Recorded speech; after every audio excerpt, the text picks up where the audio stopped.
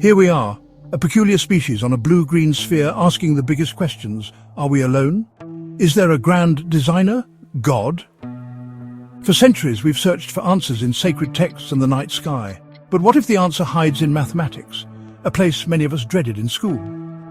It sounds absurd, using numbers to prove the existence of a transcendent being. Yet, some of history's greatest minds have tried to bridge logic and faith. They've seen hints of the divine in equations and patterns. Imagine a mathematician not calculating rockets, but attempting to prove God's existence with logic. This isn't a joke, it's a serious quest that's fascinated thinkers for centuries. So let's embark on our own journey, exploring where mathematics and metaphysics collide. We'll visit Gödel's logical labyrinths, the mystical numerology of Gematria, and the arguments for a mathematical universe. Fasten your seatbelts, the numbers are about to get philosophical. Our first stop is early 20th century Vienna, a city alive with intellectual energy and revolutionary ideas. In the coffee houses and lecture halls, some of the greatest minds of the era gathered to debate the very foundations of mathematics and philosophy. It's here we meet Kurt Gödel, a brilliant, enigmatic logician whose incompleteness theorems would send shockwaves through the world of mathematics, forever changing our understanding of certainty and truth. Gödel proved that in any sufficiently complex logical system, there will always be truths that cannot be proven within that system's own rules. No matter how hard we try, some questions will always remain just out of reach. This revelation shattered the long-held dream of mathematicians to find a complete, perfect theory that could explain everything, a dream that had inspired generations. Even in the purest logic, there are mysteries, unknowable truths that hint at something beyond proof, as if the universe itself keeps some secrets locked away. Gödel himself was a quiet, contemplative theist, deeply fascinated by the ultimate questions of existence, meaning, and the infinite. He saw striking parallels between unprovable mathematical truths and the profound mystery of a divine creator, both pointing to realities that lie beyond human comprehension. Using the tools of modal logic, Gödel set out on a bold intellectual journey to craft a formal mathematical proof for the existence of God. He wasn't the first to try. Philosophers like Anselm of Canterbury had attempted similar arguments centuries before, claiming that God, as the greatest conceivable being, must exist by definition. But Gödel wanted to modernize this ancient argument, stripping it down to the bare bones of pure logic and mathematical rigor.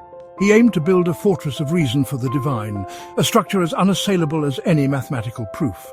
His work was secretive, ambitious, and remains one of the boldest and most controversial attempts to unite mathematics and metaphysics, reason and faith.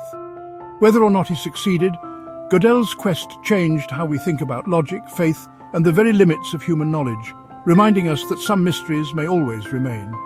Let's take a closer look at what his proof actually says, and why it continues to fascinate mathematicians and philosophers alike.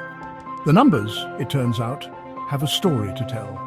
One that reaches from the depths of logic to the heights of the divine. So what did Gödel's proof actually say? Let's break it down in a way that's easy to follow, even if you're not a mathematician or a philosopher. Imagine a positive property, something good, perfect or divine, like omniscience or perfect morality. These are qualities that by their very nature make something greater or more admirable. Gödel defines a godlike being as one possessing all positive properties. In other words, if you can think of a property that is purely positive, this being has it. Then comes the key move. Necessary existence is itself a positive property.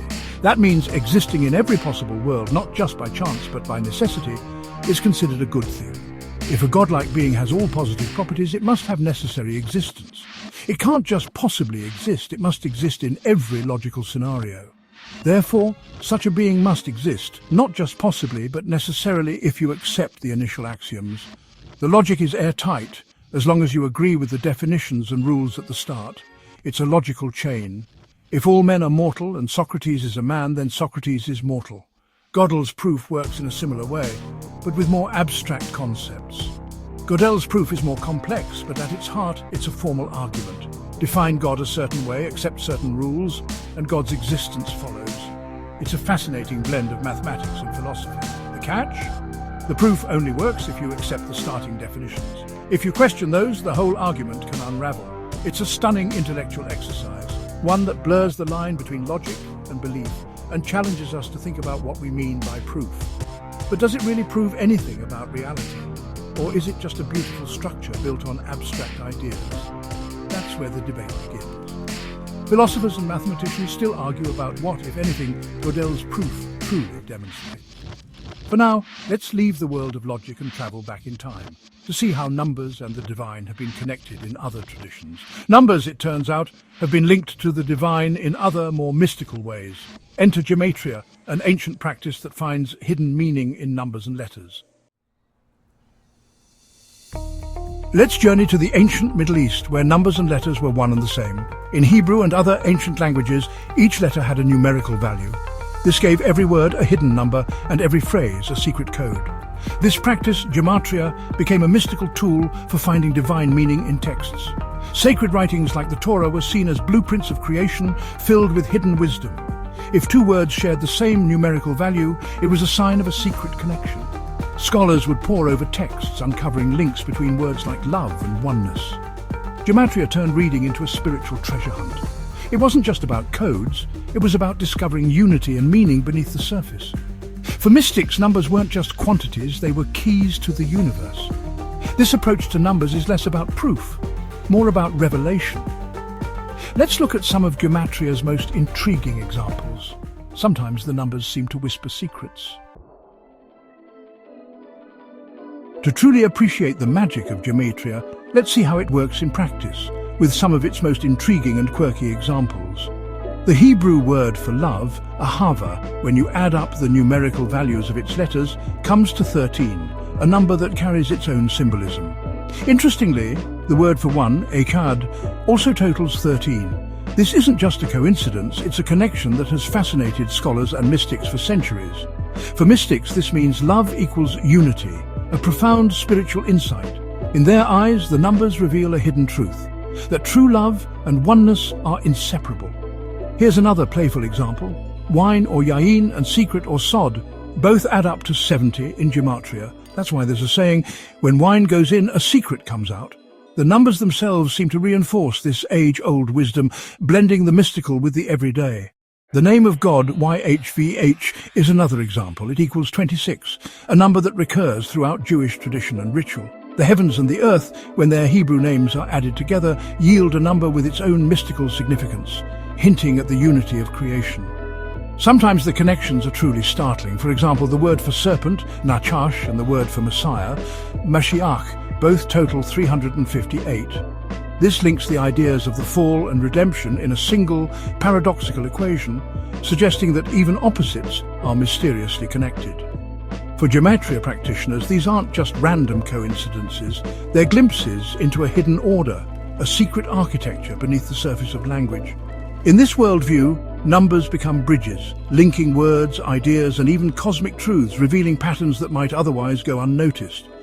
Whether or not you believe in the system, it's a fascinating way to find meaning, to see language and numbers as partners in a cosmic dance.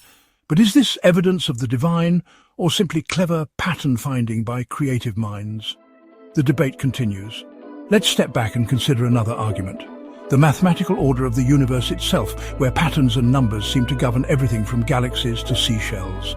Is the universe's beauty and order a clue to a cosmic mind, or is it simply the product of chance and natural law? The mystery endures, inviting us to keep searching for meaning. Beyond logic and codes, some see God in the universe's mathematical order. Why does reality obey elegant equations? Why is the universe comprehensible at all? Einstein called this the most incomprehensible thing about the world. Many fundamental equations are not just accurate, they're beautiful. Physicists like Paul Dirac believe beauty in math pointed to truth in nature. Is this order a lucky accident or the signature of a cosmic artist? Some argue that mathematics is the language of God, and discovering new laws is reading the mind of the Creator. Every equation is a sentence from the cosmic book. The success of mathematics in describing reality is, for some, powerful evidence of intelligent design. But is this beauty proof or just our interpretation? For every grand theory there's skepticism. Gödel's proof? Critics say it's a logical trick. The conclusion is hidden in the premises. If you reject the idea that existence is a property, the proof collapses. Parody proofs show how logic can be twisted to prove anything. Gematria? Skeptics call it confirmation bias. Our brains are wired to find patterns even where none exist. With so many words, some will share values by chance. We remember the meaningful ones, ignore the nonsense. For every love equals one, there are countless random matches. Gematria, they argue, is creative poetry, not evidence of a divine code. The same goes for seeing design in mathematical beauty. Maybe we're just projecting meaning onto the universe. The universe's order might be a brute fact, not a signature. The debate rages on. Are we discovering cosmic truths or inventing them? Let's look at why our brains crave these connections. Our brains evolved to find patterns. It kept our ancestors alive. This tendency, called apophenia, makes us see meaning in randomness. It's why we spot faces in clouds or believe in lucky streaks. The Bible code craze showed how easy it is to find prophecies in any large text, even Moby Dick. The universe's mathematical structure is wondrous, but seeing it as proof of design is a leap. The anthropic principle suggests we notice order because only in such a universe could we exist. It's like a puddle marveling at how perfectly it fits its hole. Our search for meaning is deeply human, but it can lead us astray. The urge to connect numbers and the divine may reveal more about us than about the cosmos. Still, the quest itself is a testament to our curiosity. So, can numbers truly capture the divine? We've explored logic, mysticism, and the beauty of mathematics in the search for God. Can math prove God exists? The answer is not really. Gödel's proof is a philosophical curiosity, not a certainty. Gematria is a beautiful system, but not a code. The universe's order can be seen as a sign or a coincidence.